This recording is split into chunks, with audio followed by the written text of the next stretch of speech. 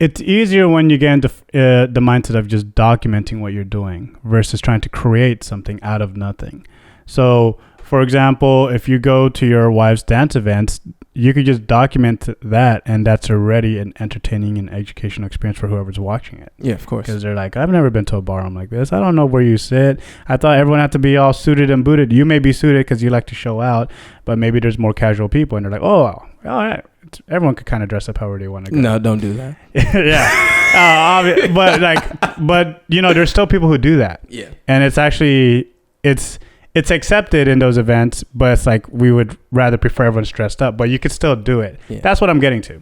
Yeah. Like that's the education aspect. Or like, oh wow, look at all these dancers. Like you don't have to hire dancers when you go to these dance events to record them. You could just go to these events and then record them, right? And some of my best content that I put out, I went to teach somewhere and I just asked them, hey, like every now and then throughout the lesson, can you just record for about 10 or 15 seconds?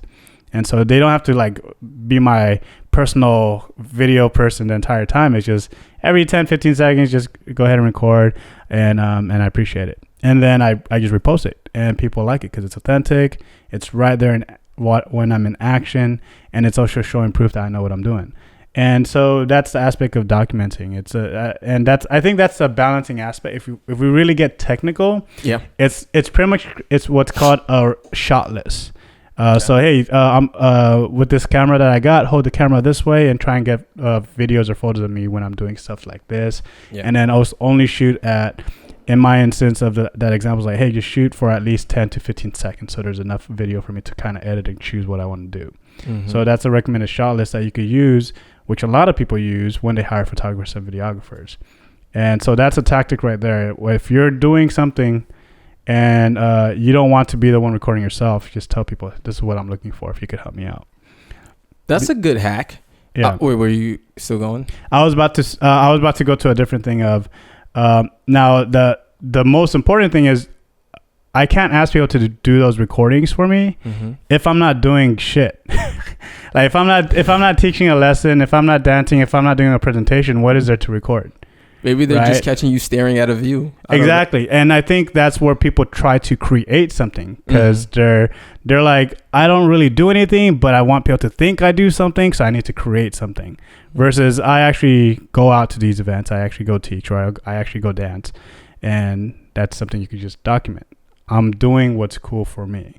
Now, for other people who may think, oh, I'm not athletic, I'm not dancing, or whatever, there's something that you do or that you care about that is entertaining and interesting for other people.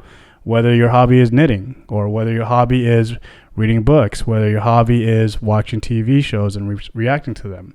Like, there are so many different things. It's just finding what is real to you, authentic, and you just document that experience. Yeah, I agree with that. I do also agree with just the simplicity of just recording. Like, let's just say you're like staring at like a beautiful natural sight or something like that, and like so for example, I was having a conversation with a buddy of mine. He was like, yo, like, he was like, some of us don't really think hiking is cool and this and that is cool. Like, some of us just be like, no, I'm not doing that.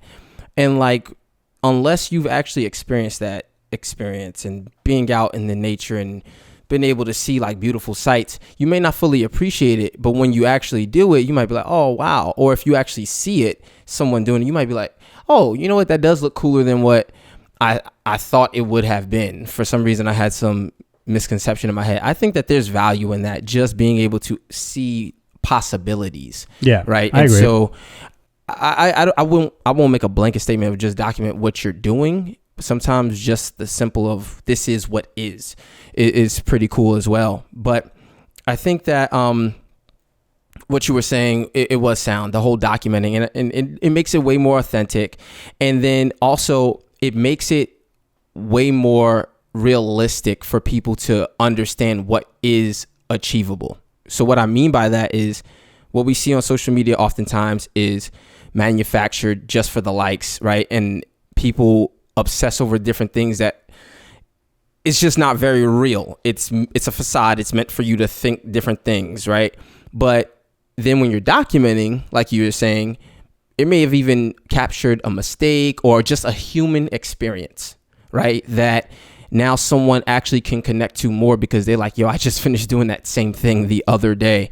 And I think that that's something that is very valuable with the whole documenting versus just curating content just for the likes. You know what I mean? Yeah, and like, so I've definitely spent a lot of time on TikTok and Instagram Reels where I'm like, oh, this is a skit. Like, you're trying to act as if you're having a real world experience, but this is obviously a skit. And it's like it. As soon as I identify that you're a fake account, I lose interest. And then this is also something I learned about. All the famous people we know, they're famous because they're doing cool stuff and someone's recording it and showing it off for them. They're PR people. They are just documenting what they're doing. If you're a professional athlete, you're not trying to record yourself while you're playing the game. You're playing the game, and then people are documenting it for you. That's how you got famous. And so I think it's better to think about it that way. Like, hey, if I'm a dancer, my game is dancing. And then the people who are recording me and stuff like that, maybe I could reach out to them to get a copy of the video, or I know they're going to tag me, work the PR angle for it. And now it's like, it's almost, you don't have to worry about creating content at all because someone else will document it for you. Yeah, I agree with you. And just to like go back to like, sorry, I'm getting on a lot of tactical shit. No, I get you. And I think that if you're someone who's like working that angle of like, hey, you want to have your social media pop in, like, great. You know what I mean? And, there's some people who won't have that. There's some people who are just living like simple lives who don't really document on social media, but they do spend a lot of time on social media. And I think that for them, I would just beware of just living life through social media, which is like the biggest thing that I think people should really take away is, we're meant to do more than just scroll.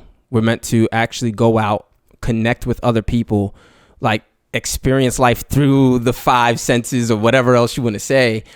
And, that's what makes life worth living, because other than that, what are you doing it for, really? I don't know. I really don't know. And I like that you brought that up because I think a lot of the marketing and business side of social media, I tend to always just talk about how to use it for ourselves. But yeah, dude, like if I find myself scrolling on it nonstop for hours, I stop, I'm like, I just wasted my entire day on brainless activity. What did I do? Nothing. And then I end up regretting myself.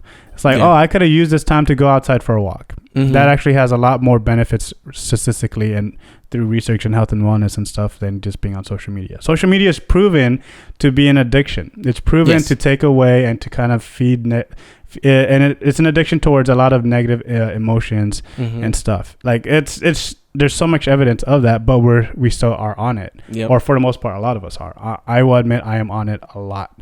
And when I remember during Christmas time, I took off Facebook, Instagram, TikTok off of my phone for about 2 weeks. And this is how much of an addiction it was. Like I would reach my phone to pull them up, those apps, but they weren't even on my phone.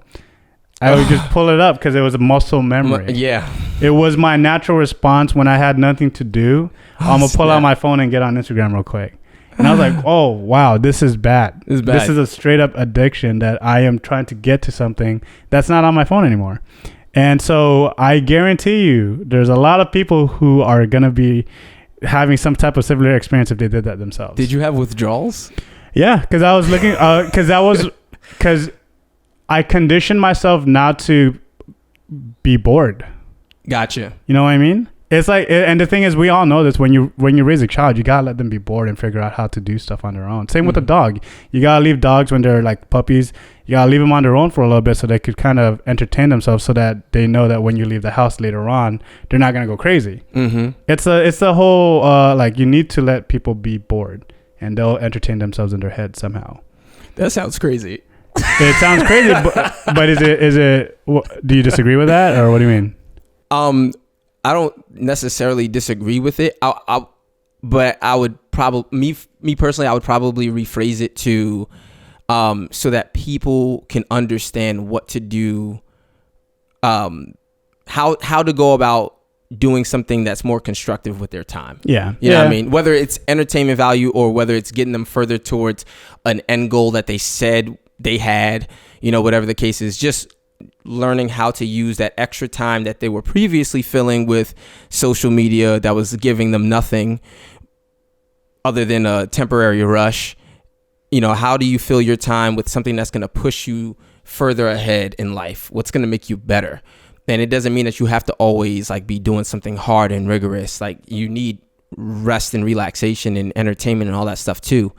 But it's just not being dependent on social media as a fix in the times that you have an open window. I think that that's really the key point. And I think using that time to build that human connection, because we talked about like, oh yeah, you should do that. But I think some of the benefits should be discussed about the whole human experience. Well, like one, when you connect with other people, that obviously lowers anxiety, depression, right? There's stress relief behind that because you're able to connect with someone else who's going through a similar human experience. So not feeling like you're alone in something doesn't lead you to actually saying, oh, well, I'm alone in this, let me end it all, right? So you have that. Maybe you can do physical activity together. Maybe you need an accountability partner. You wouldn't have done it without having someone else to lean on. And so, that in and of itself can help you to get the exercise that you needed, maybe to diet better, that extra push. So now you're living a life of wellness that gives you a life of longevity and fulfillment, all those different things. And I think that all comes from being able to experience the human connection fully and not just being on your phone with social media. I think that's what you should take away, is that human connection is going to benefit your life overall in anything that you're trying to pursue. Yeah. Yeah, I agree with that, and I'll leave it with one of your favorite sayings that you said a long time ago, is that success is a collaborative effort. And so if we want to be successful human beings and with whatever goals we have, we need to be able to collaborate.